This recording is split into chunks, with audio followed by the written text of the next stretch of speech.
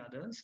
Yeah. Now, can you describe the impact that these technologies are having on the startup ecosystem, and where do you see this going? Yeah, so essentially, this technologies are having a huge impact throughout big organizations, small organizations, startups everywhere. The question is, how should we look at them? How should we tackle this? Remember, every time when we go ahead and look for a business, right? The first thing that matters is a single word, which is value. Okay, nothing can break that thing. Like if you are not providing value, doesn't matter whether you are using a technology or not, you will be wiped out of the system. Now, technologies are nothing but tools that help you provide this value. You have to understand that.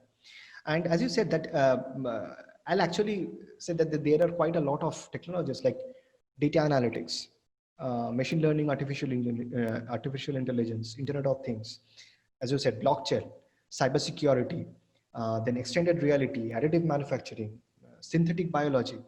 See, renewable energy, storage. So all these things are there. All these things are actually helping you to bridge the gap between what is available today and what should be available today. So we have to. So actually, I was mentoring two students who are from the Polytechnic Institute of Milan, and they were working on innovation in crisis. So they found out that during COVID, what are the innovations happened in retail and in travel. And what they identified is, there are mostly contradicting problems that are coming, right?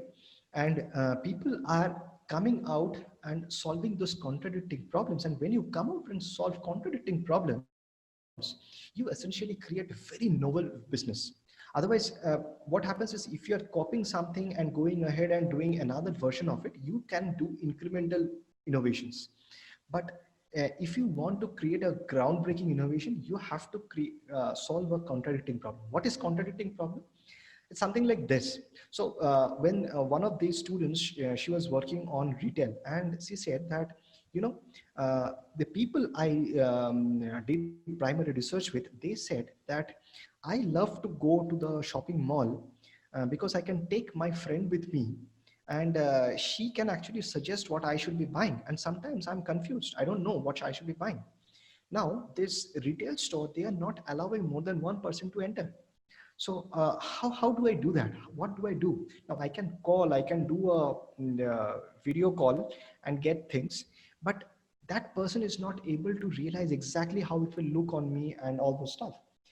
And those are things where augmented merchandising is coming, and people are actually looking into this. Augmented merchandising is some kind of augmented reality into merchandising, right? So now this is in retail, but you know what? This COVID-19 has actually opened up a lot of opportunities. Not only in retail, in travel. I recently came to know about one spin-off organization called COVAX, and they are coming up with a synthetic vaccine. Now we are hearing so much about different countries working on vaccines, but this is first time something I heard about, which is a kind of a synthetic vaccine.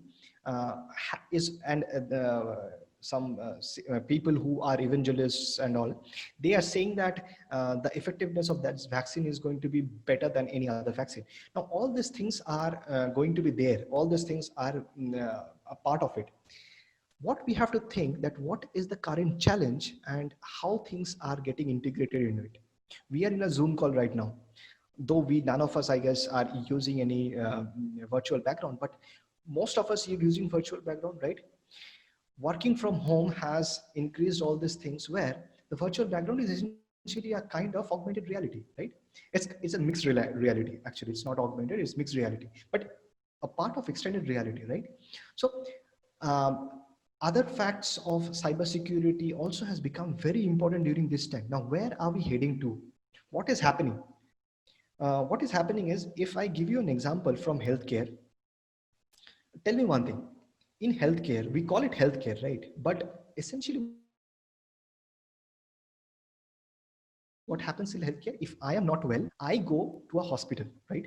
And somebody, I am getting treated, I'm getting better. So is it healthcare or is it sick care? When I get sick, then only I go to the hospital, right? Before that, nobody takes care of my health. But healthcare, by the name itself, should have been something that should have taken care of my health way before I got sick.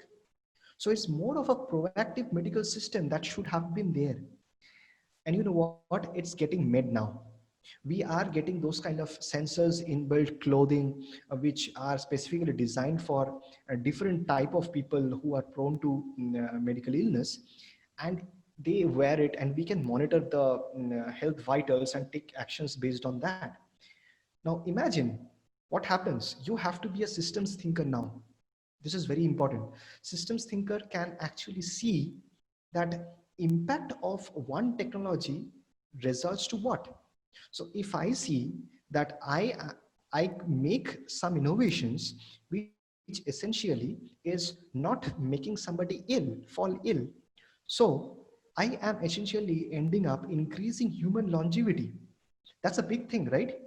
Today, the human longevity in the world is hovering around 84, 85. We are talking about going in the next 5 years to something close to 100.